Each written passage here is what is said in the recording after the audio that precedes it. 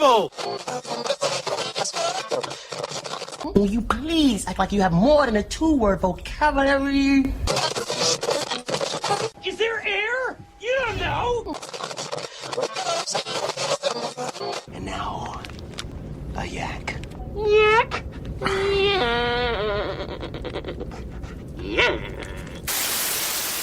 Hey, don't touch that dial. You found Secular Yakking. I'm Robert. And I'm Amy. After years, No, many years of yakking at each other. we're here to yak at you. So sit back and enjoy the yakking.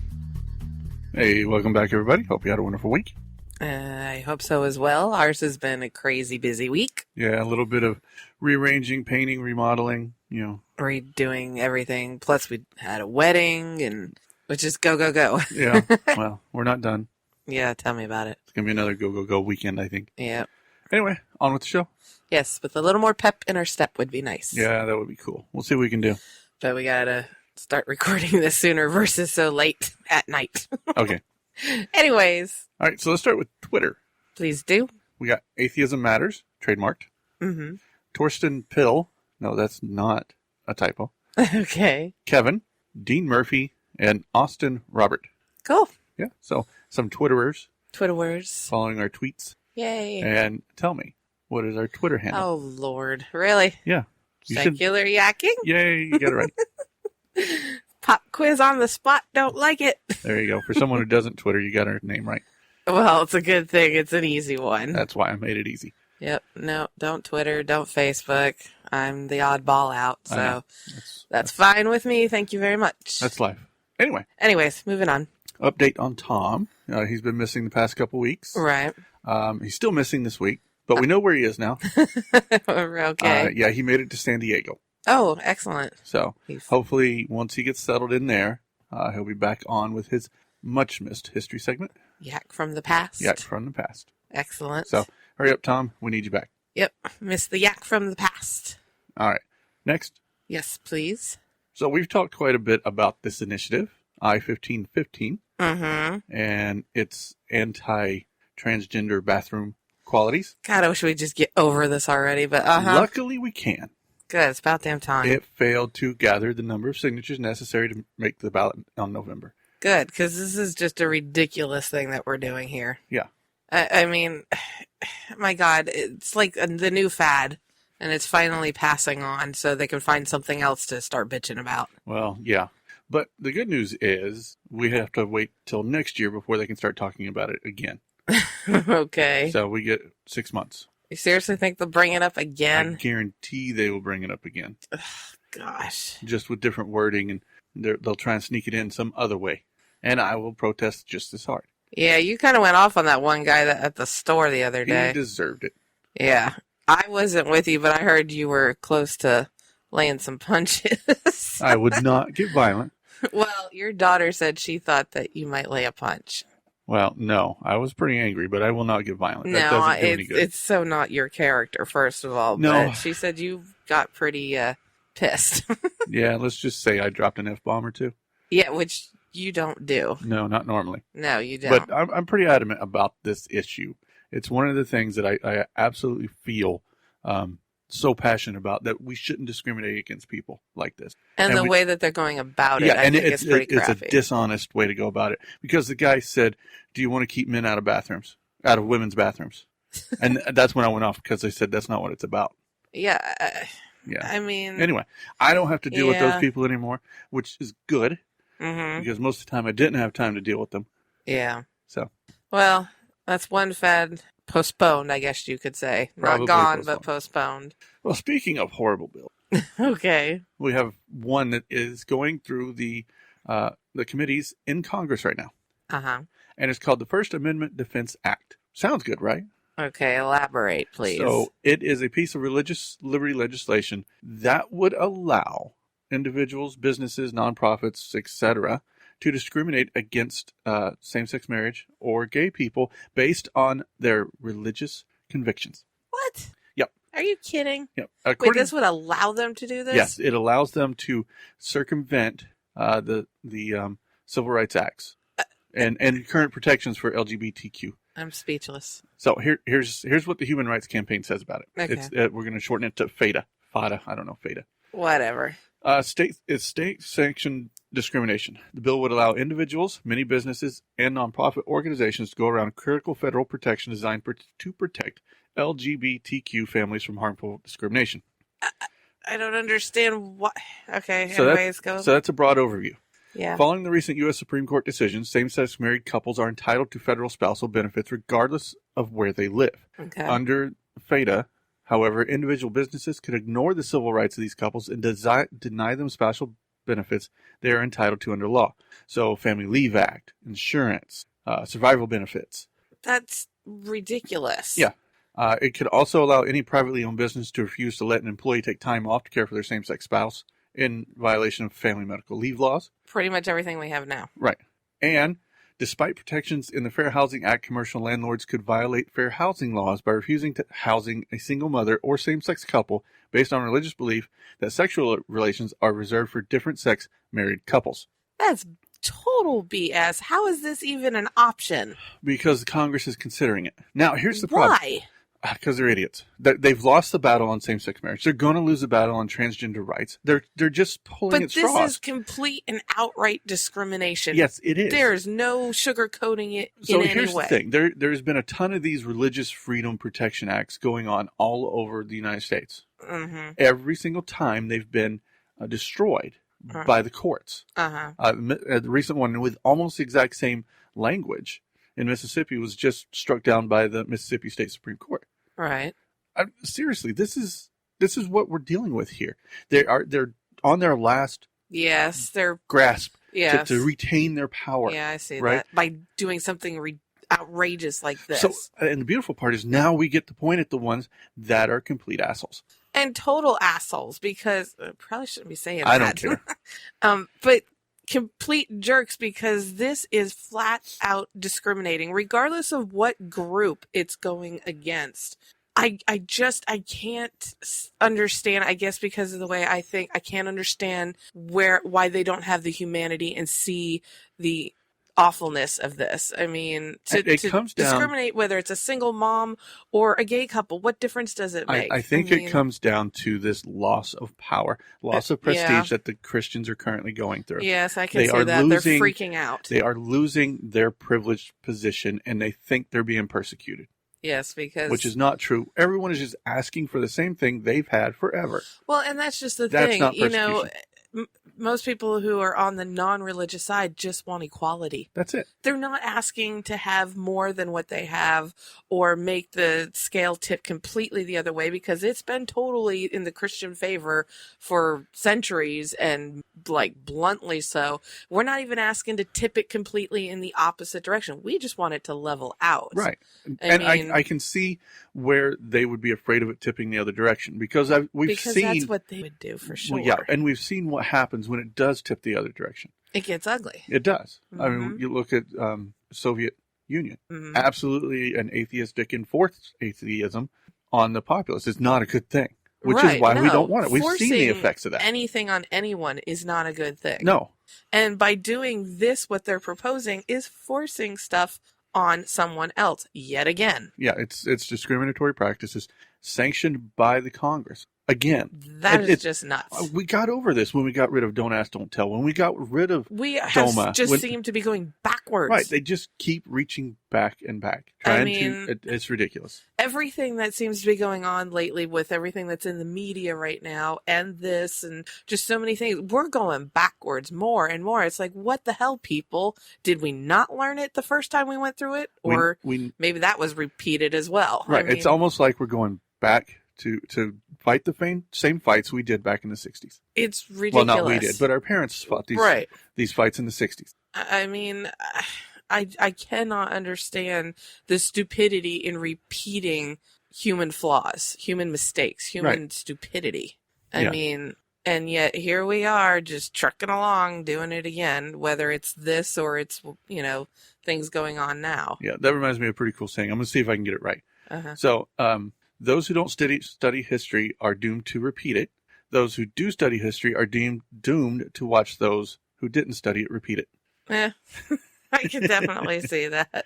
So that's that issue in a nutshell. Right, exactly. So I don't know. I'm just frustrated with that. I hope it doesn't get through the committee and onto the floor. It probably will, but we can hope it doesn't get passed. Right. But write your congressman, senator, and all that. Yeah, it helps. It really does, Yes. even if you don't think it does. It does. If you're like me, you may have been a fan of shows like Ghost Hunters, Paranormal State, or Ghost Adventurers, but at some point you said to yourself that these shows are complete crap. They're superstition masquerading as science. But don't worry, I'm here to shed light on these shows and point out their flaws using skepticism, the scientific method, reason, logic, and a little bit of humor. This is Paranormal Skeptic Academy, and it can be found on iTunes, Stitcher, or at ParanormalSkepticAcademy.com. Well, I do have some interesting news. Okay. Last week we talked about the Ark encounter. Oh, please. Well, I thought we would revisit it since it did officially open. Right. And it had an amazing opening day. Did it now? Yep, with half-empty parking lots, no traffic jams, and about 5,000 people. So obviously, I'm assuming by your tone that they were expecting the complete opposite. Yeah, they were expecting... Oh, so funny. They were expecting the on-ramp to be backed up to the highway. There's pictures of empty on-ramps. Uh-huh. Parking lots were supposed to be overflowing. One parking lot, they have a couple parking lots. One was basically empty. One other, at the time of the picture, about an hour after opening, was about 3/4. Yeah. So, no, not overflowing. Now, do I understand correctly, though, that they projected a certain annual trajectory that they would meet in order to get the type of funding, I guess, that you could say that they got? Yeah, their tax and based incentives. on the numbers so far, there is no way in hell they're going to reach that. Yeah, so they anticipated 2 million visitors. Okay, for the year. For the year, which means they would have to have at least 5,400 visitors a day. That's roughly. Every day. Every day. Right, give or take. Yeah, don't forget, they got the 40 days and 40 nights. That's so stupid. Yeah, They're open late. They're open till midnight. Yeah, 40 days and 40 nights. So, yeah. So, based on the first day, it's unlikely they're going to get 5,400 visitors every day. Well, considering opening day is usually your biggest day. Yeah, one of your biggest days. And they didn't even reach that figure for every day. Now, reports are saying that they've had roughly 15,000 over the past week. Right. Which is not 5,000 a day. No. So. But they take Sundays off, so that doesn't get the figure in there. My thought is what's going to happen. It's not like it's Disney World, okay? You don't have crazy world attractions and things that they change from time to time. This is the Ark. It is what it is. So I imagine you go see it once, we're done, and that's it. Well, and in that sense, that kind of keeps your numbers way down. Yeah, especially since they can't do the same thing they did with the Creation Museum, which is a religious theme park. Amusement park type of deal. Religious museum, right? Yeah, amusement. This is a for-profit organization. They can't claim the same non-profit stuff. So I give them a year and a half, they're going to be bankrupt. Well, that's what I'm getting at. Unless they funnel money from the Creation Museum, which they probably will. For a while, but it's only going to hold out for so long. They're going to have to decide which one do we want to keep and which one do we want to let go. Right. I can tell you right now which one they're going to let go. Well, they're going to just let it sit there. Yeah, because I see this as it just getting old and been there, done that, and it starts losing its traffic. Yeah. But all is not lost. Okay. Bill Nye the Science Guy got a private tour of the Ark. Did he now? Yes, he did. That's funny. He told the Washington Post that his takeaway from the visit was that kids were being, quote, brainwashed. Oh, really? Yeah. When Ham suggested that Nye speak to the Answers in Genesis team of scientists, Nye said they were all, quote, all incompetent. So he had a good time there. Yeah. And then Ham asked Nye if they could be friends, and Nye replied that they could be acquaintances with mutual respect, but not friends. Yes, I'm glad he answered that honestly as well. Yeah. Didn't sugarcoat it kind of thing, just because they're, if you notice, people tend to kind of sugarcoat and say some things they don't truly mean when they're face to face. Yeah, especially with social media nowadays. But I'm glad that he. Yeah, I don't think I could be friends. No, I find him far too dishonest. Well, and that's just the thing. You and I could not be friends with someone who we know is just continuously dishonest at. Yeah. And speaking of continuously dishonest, okay, Ray Comfort has put himself back in the limelight again. Evangelical. Blah blah blah blah blah.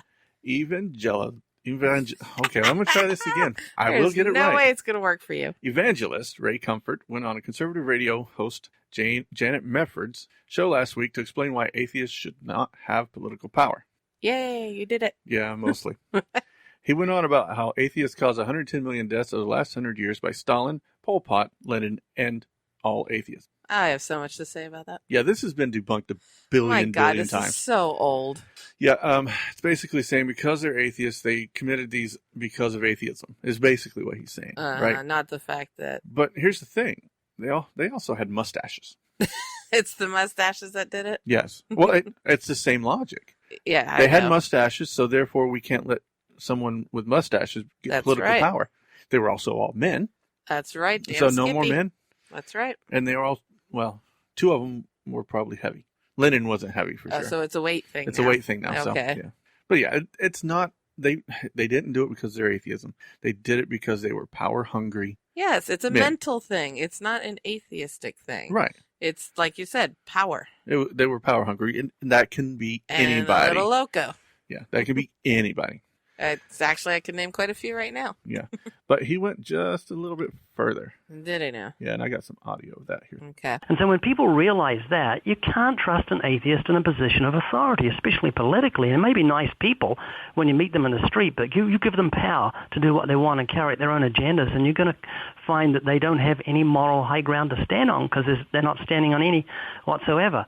Are you freaking kidding me? Yeah, that's what he said. Okay, let's look at people in positions of power, a.k.a. the churches. Yeah. And, that power didn't go to their head or anything Never at all. has. No.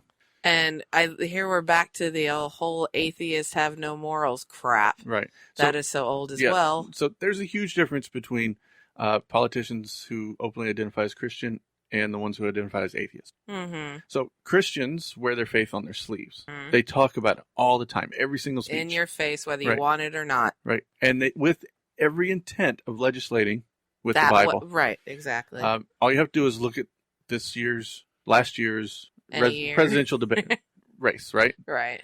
Huckabee, Cruz, Bachmann, Rubio, all of them. Yep, they don't keep it secular. No, they were specifically running on that. On their Christianity. Most of them, I think, all but two Republicans said that God told them to run. That just to me sounds like someone insane, but okay, that's a different story. On the other side, the atheists who are running for office don't push their atheism. They don't talk about their atheism. Even anyone who's running for office, they might not claim to be atheists, but they're just non-religious. They don't put their whatever their beliefs are out there in your face. So that's what I see. So I think Ray Comfort has it entirely backwards. Backwards, exactly. And regardless of the moral aspect, because Christians can be moral or immoral. Atheists can be moral or immoral. Right. The religious belief really has not that much to do with it. Yeah, it's all how you think personally. Right. But it can give you justifications, but you're a moral person with or without religion. Anyway, that's Ray Comfort. But yeah, he's got that completely ass backwards. Yep. I am an old man, and most people hate me, but I don't like them either, so that makes it all even. Yep, it's time for the Potter Award. Yay, we didn't do one last week, We skipped one last week. I don't remember why. It was a really off week. It was off week. We released the show a day late, too, It was a day late. We were really busy, and Tom didn't... The holiday was... Yeah, it was crazy. The 4th was in there. Yeah, it was just crazy. nutty. But I have one this week. You have one, do you? I have one. Yeah. Anyways. That was terrible. Oh, my God, that was so terrible. Anyways, yeah, it really was. Your Scottish accent sucks. Oh, no. I wasn't... I don't even know what the hell I was doing. I don't think I one.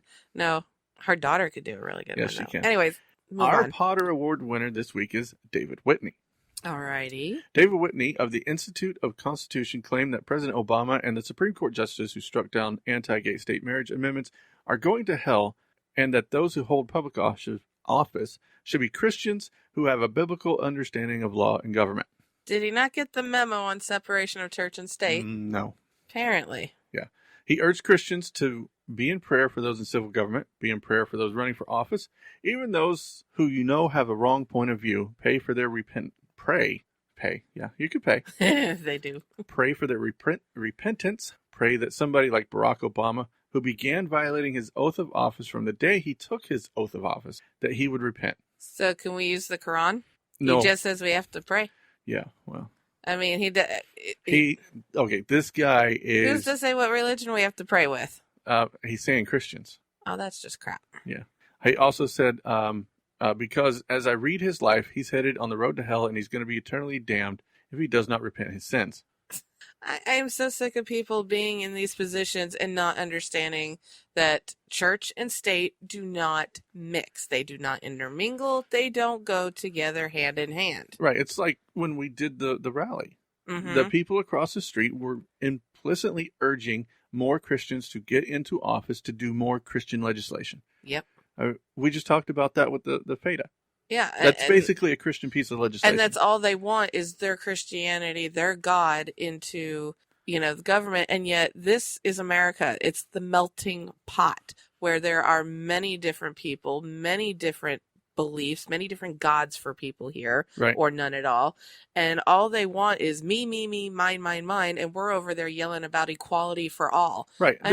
This is the exact kind of guy that would have spoken at such a rally that Franklin Graham did. Oh, yeah. Exactly. Oh, yeah, definitely. Well, he goes on to say that the founding fathers were, in his opinion, Christians who built the country on religious beliefs. Oh, my God. Are we going there again? So Tom and I talked about this at length a couple episodes ago. Uh-huh. The religion of the founding fathers. And while, yes, they were probably more Christian, they were not the same kind of Christians we have today. It's like looking at the parties. Republican and Democrat parties were not the same that they are today either. Right. I mean, even Jefferson, who was very anti-divine, was still technically a Christian. Right. He did write the Jefferson Bible, which took all the divinity and magic out and left Jesus as basically a wandering preacher that said wise things. Uh-huh. There's a bit more to it, but that's broken down pretty easily. Right. But you did have some roughly evangelical founding fathers. That's a given. There were a couple that wanted to have Christianity in the Constitution. Right. But luckily, reason won out, and we didn't get Christianity in our Constitution. Right. They wanted to keep it secular so that, if I understood correctly, it had to do with British rule not being able to tell them to dictate who they can and can't pray to. They wanted that to not have that kind of control. So many of the founders remembered or had heard stories about what happened in Europe with theocratic rule. Right. Right. Or church-run or state-run churches. Right. So and they wanted you had no say. They absolutely wanted to avoid that. Exactly. That was the purpose of it. Right. I mean, there's so many people who say, the Puritans and everything came over from Europe to avoid religious persecution, which is technically true, but then they began their own form of religious persecution. Go history. It's fine. I was going to say, just repetitive history again. So, but he's not done.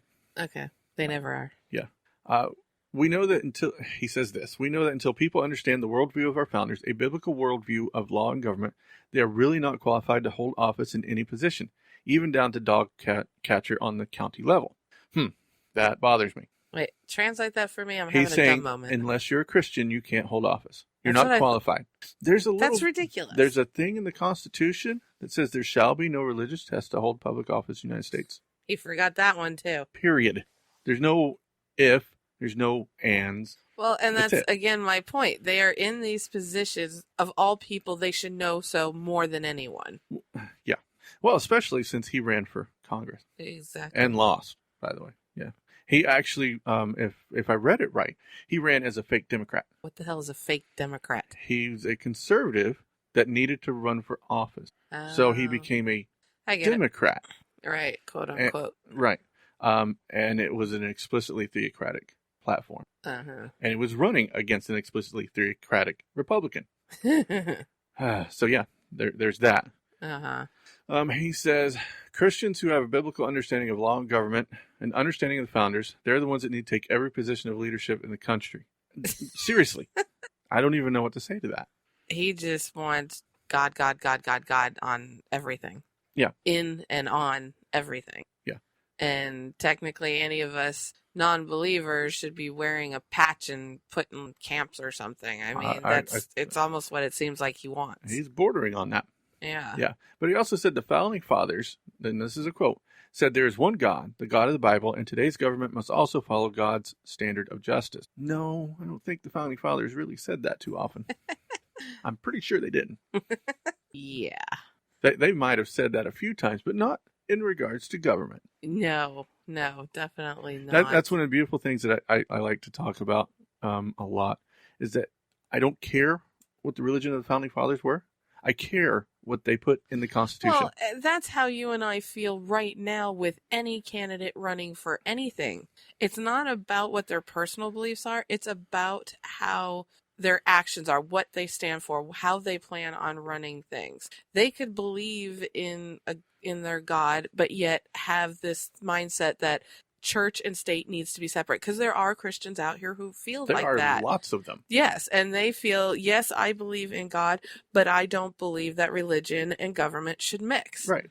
And technically that's how it should be, in order for everyone to have equality, to be able to be treated equally under the law. Because when you throw in your religious bias against it, then you're starting to lean all your rulings and all your actions that you're planning doing are going to be based on that belief system. Right. And this kind of stuff rolls right back into what Ray Comfort was saying.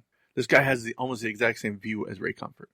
Is that people without Christian belief aren't qualified to run for office. According to them, we're not qualified to go to the bathroom alone. Well, at least not to one of our choosing. It's just absurd. And then he goes on a little bit about the Supreme Court. He says, I think the Supreme Court justices, who I probably shouldn't call them justices even, but anyway, wow, that's a mouthful. He actually said that. Yeah. Who redefine God's holy institution of marriage. I can't imagine what deep pit in hell awaits those justices until they repent. Now I have a question, just as a side note. Now, does God or Jesus or whoever the hell he just said, do they mention marriage in the Bible? I never did. I was raised Catholic, but I never read the whole damn thing. So that's kind of debatable depending on how you use language. I look at it and I read it. Okay. So I'm no biblical scholar, but there are sections of the Bible that talk about a man or a woman and a man will cleave together. It's complicated, right? Like I said, I'm not a biblical scholar. I don't actually read it. Okay. Marriage? Marriage? Not marriage. Okay, so there are allegories and stories about men and women being the only thing, right? But there's also stories about, like, King Solomon, who had, 800 concubines, right? And 300 wives or something like that. Okay, you can have couples and mistresses and all that and still not be married. Yeah, that's true. So I don't understand everyone's big deal with the whole man and wife marriage crap. So I'm trying to work. It comes down really to Adam and Eve. Oh God, here we go. That's what it comes down to, and that's the excuse that has been used forever, right? They said God gave Eve to Adam to be his helpmeet, whatever the hell a helpmeet is. Yeah, that rib scenario. Yeah, the rib scenario. Yeah, so that's where they're getting. You know, I know I'm on a side note again, but seriously, grown adults believing the damn story that a man's rib was pulled out of his body and created a woman. Okay, we just talked about a story where they believed that 99.999% of the earth was destroyed and repopulated by 8 people. Oh, God. And these are grown adults. These are grown adults. I know as a kid I was raised Catholic, but I remember even as a little kid I kept questioning stuff that made no sense even as a little kid, but they just kept kind of sidestepping my questions. And, as a kid you get distracted and they move you on to other things, and surpass that for now kind of a deal. But oh my God, just as an adult now, it's like, seriously, you believe that stuff? Then I should believe that there's a full village on a snowflake. On each and every snowflake that falls from the sky, there is a village. And of little creatures. Well, there is, technically. What? Well, if you look at the microbial. Oh, Lord. Yeah, but they don't sing and hold hands together either. Not that we know of.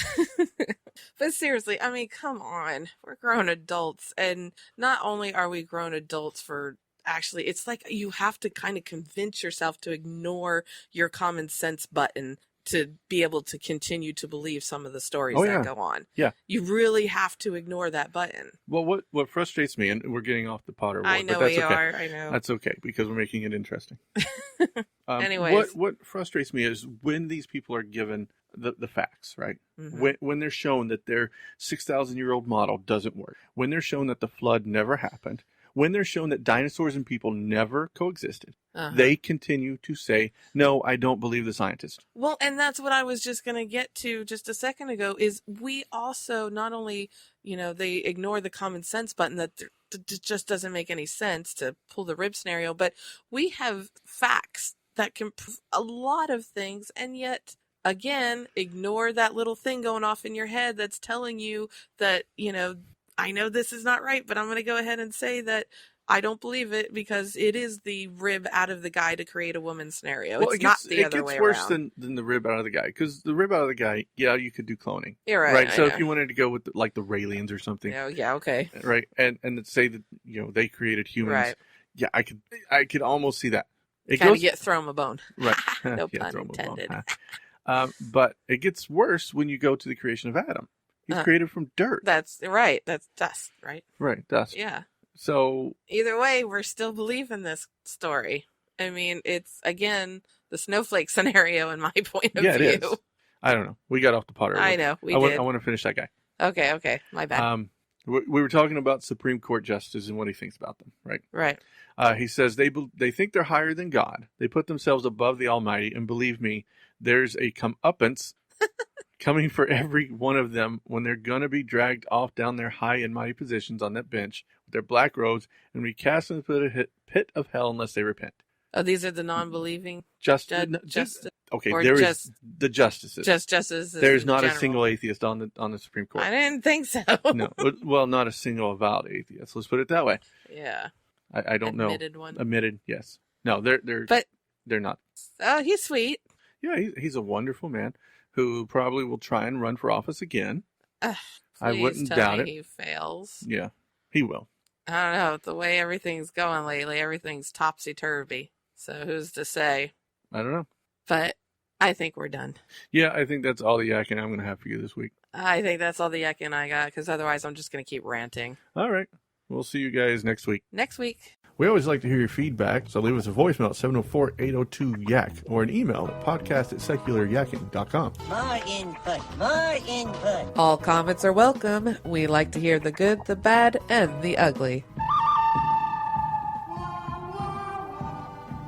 You also can find us on Facebook, Twitter, YouTube, and Google+. If you like our show, head over to your podcast directory of choice and leave us a 5-star review. If you really like the show, support the show on our Podbean patron page. I'd buy that for $1. And we'll be back next week with more yakking to please your eardrums. This show is a member of the Secular Outreach Network, an affiliation of Secular Media Producers. Learn more at secularoutreach.com.